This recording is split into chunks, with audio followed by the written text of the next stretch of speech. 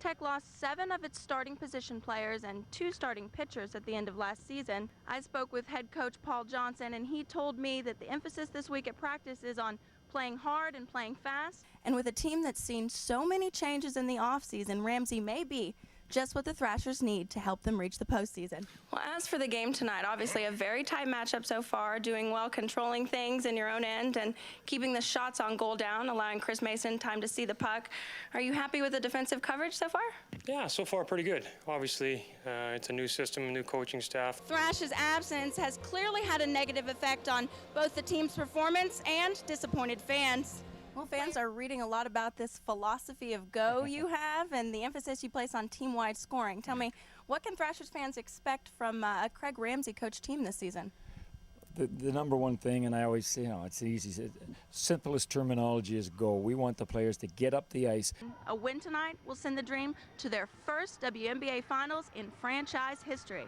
A loss, and they'll play Game 3 at Madison Square Gardens on Sunday. After that Stanley Cup win, I heard a story that you took the cup to the top of a mountain in British Columbia. Tell me, how cool was that? It was fun, yeah. We took a chopper for sunrise and got some cool pictures. Now, Thrash needs your help. To help, go to AtlantaThrashers.com or call the hotline. For now, I'm Shea Allen, and I'll bring you more as the story develops. In the wake of yesterday's NCAA violations smackdown on Georgia Tech, the Yellow Jackets are reacting to the sting of losing their 2009 ACC football championship title. Well, I'm proud of our guys, what they did on the field. What they did on the field, they can't take away. So people watch the game, and we'll try to win another one. The loss of the championship is one of several punishments handed down by the NCAA, including 4 years of probation, a 6-figure fine, and a public reprimand. All of this stems from the NCAA's probe into allegations that players improperly received clothing, valued at just $312. But the bigger issue is that the NCAA found Tech officials were uncooperative with their investigation. Tech said they had an explanation, but the NCAA didn't buy it. Clearly they felt like for some reason that they didn't get the cooperation they wanted, I guess. I don't know why, but I guess that's their take. Part of their report states that Georgia Tech failed to cooperate in an effort to avoid potential allegations of rules violations. In doing so, the institution compounded the seriousness of the case. It failed to protect the integrity of the enforcement staff's investigation. Tech Athletics Director Dan Radakovich disagrees. At no point was there any intent by myself or anyone within our organization to influence testimony of any person with whom the NCAA wished to speak. We cooperated fully with each request of the NCAA during their process. Today, Sean Bedford, the starting center of the 2009 Yellow Jackets championship team, put up a letter to the NCAA on his Facebook page. It said in part, "While I realize that all violations merit some kind of punishment, I have a hard time grasping the notion that one of the proudest moments of my life is apparently worth $312 in your eyes. I'll be wearing my championship ring with pride, and if you want it, you'll have to pry it from my cold, dead finger." It's a situation that can only be described as surreal. The Atlanta Thrashers mascot Thrash has stolen a Zamboni. Police has been pursuing him here down Satellite Boulevard. It ended right here when police boxed in this Zamboni, and Thrash was forced to surrender.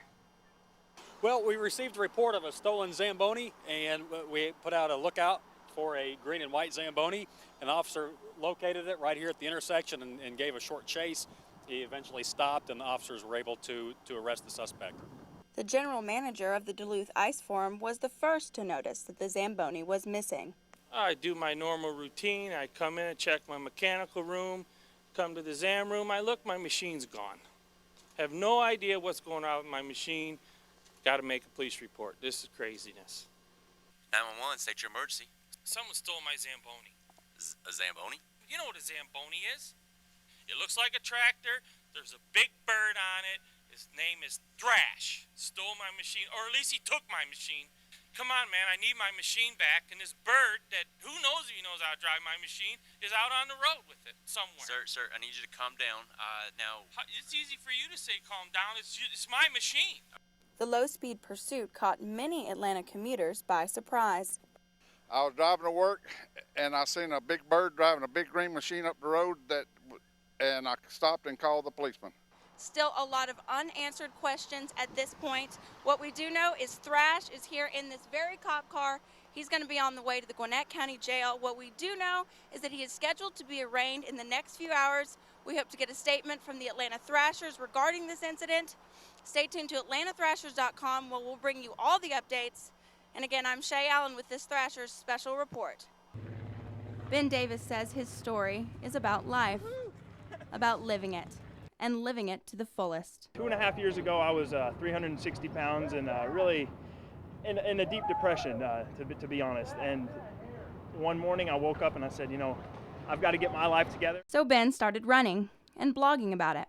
He says it was slow going and that he often felt discouraged. But one step at a time, Ben started to see a difference in both the way he looked and the way he felt. If you replace those unsatisfying areas with something positive like fitness, running, swimming, biking, it can really make a big difference in your life. Ben kept running, and little by little the weight came off. He completed the Boston Marathon. And last year, with his father and brother beside him, Ben crossed the finish line at the Ironman Triathlon.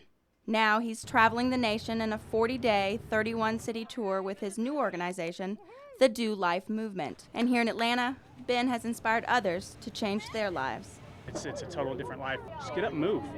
It's not instant. Every journey begins with a single step. Well, that's running. You know, you got to take that first step. And I'd always told myself I wasn't a runner, that I couldn't run. And then I saw Ben's journey, and I thought, well, if other people who have weight struggles and need to lose weight can run, why can't I?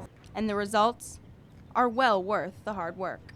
I couldn't go out and do things with my wife and my son just because I was embarrassed and didn't have the endurance levels. And now I can go out and do anything I need to with them.